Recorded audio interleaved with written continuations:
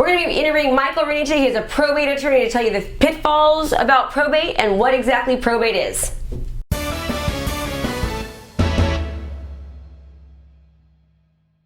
So Michael, I'm glad to have you on the show. I really appreciate you coming in.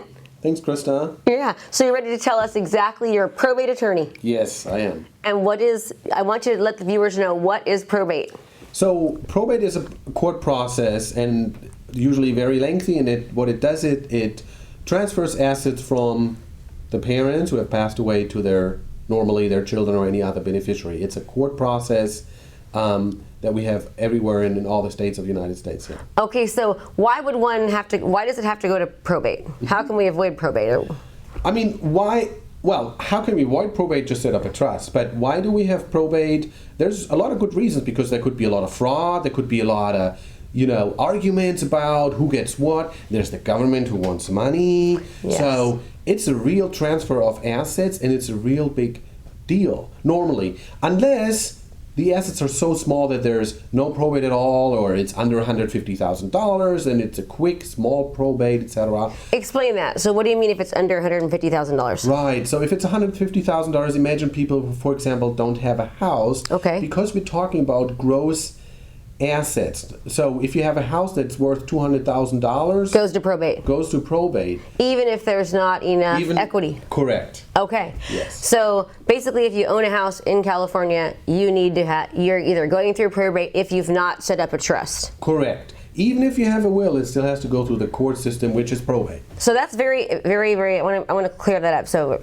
if you have a will, it's not good enough. You still have to go through probate, which is very costly. You're paying attorneys, you're paying all that. Correct. Unless you have a trust set up. Yes. Okay, so it shows why a trust is very important. Okay. I agree with you 100%. Okay, so probate is needed if their trust is not set up, even if you have a will. So a will is not good enough. No, a will just tells basically the judge how things should be distributed, but you still have to get in front of a judge. There's still going to be hearings. You still have to file a probate petition. You still have to pay a lot of court fees.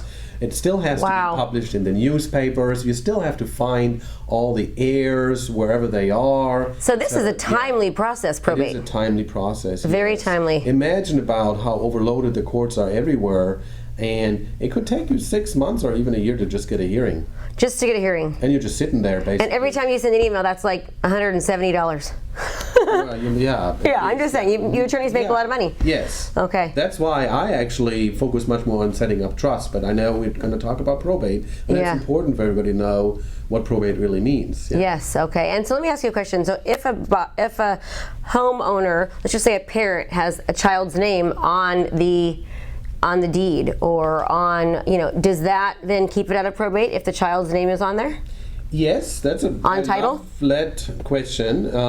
If the mom owns the house in joint tenancy with the child with the right of survivorship, which we have here in California, yes, it avoids the probate process. However, there is problems with doing that, and ask your accountant about it, because, for example, there would not be a step up in basis for the child, and the child, once the child the child gets the entire house when the mom has passed away, but once the child sells the house, it's going to be the old basis from a long time ago. And there might be a lot of capital gains. More capital gains. Especially the child probably doesn't even live in the house and cannot use the $250,000 exemption, or $500,000. So we can treat it almost as if it was a rental type of a property. Exactly. Yes. That's exactly what happens a lot of times. So that's why it's better to give assets, not through joint tenancy, but through inheritance. Either a will, but even much better a trust, because you get a step up in basis. So with the trust, do you pay capital gains, or no, with same the trust? thing. So you get a full step up in basis, yeah. Wow, that's great. What do you mean for step up in basis? That sold, like, for example, Miranda in the 1970s was $50,000, and now it's worth $950,000. So you're not being taxed on the $900,000 deficiency. Starts at $950. Correct. When the mom passed away, there will be an appraisal. That's why we have a probate referee, or if there's a trust, just a regular appraiser appraising it. This is the new basis. Then the child, let's say, owns the house for another 10 years, and it's not $950 but $1.2 million. He only pays That $300,000 difference. Tax. Exactly, and that would be exempt with the $250,000 exemption if the child lives there. Yeah. Makes sense. Okay, so again, it's very important, A, to have a trust, number one, so you avoid probate because probate's more costly. Yes. And so, gotcha. Okay. Yeah, I mean, another thing is, if I can just add one more thing, is with joint tenancy, do you really want to expose your assets to more creditors? If you put your child on there, there's creditors for two people that can go after the same house, not creditors just for you. All the creditors that the child might have. Imagine a car accident, the child gets into a car accident and there's a $100,000 judgment against the child. They can now also go after the house. So explain that to me. So as far as the creditors, so somebody passes away, okay, and they have an enormous amount of debt. If all of their assets are in the trust, and now we're kind of going back to trust, but if their assets are in the trust, can the creditors go after those assets? Not in the trust that I do, because what I do is I include a spendthrift clause that prevents the creditors to attach to the trust. However, if it's probate, the creditors can go after. They get everything first prior to the descendants getting it. Correct. That's totally correct. Yes. Okay. Wow. This is very educational information. And I think that people sometimes they just don't realize just how valuable it is to have a trust set up, so you do avoid the probate. Yes, and people know about it in the background. It is common knowledge, and trusts are very old institutions that come from England. And they're so easy. From 1200, Magna Carta, and they're easy. They're easy too. And they're inexpensive. But it's more a matter of that, like you say, people don't really know the gravity if something happens, and they're at that. Then they come in, and then they want to set it up, but guess what? Then it's too late. Yes. If the creditors are knocking on the door, it's too late. Too late, gotcha. Yeah. Okay, you've just given us some great information. So let me just recap on a few things. When the properties go through probate, that means that there's lawyers that are involved, and judges and attorneys, and a lot more costly and a lot more time.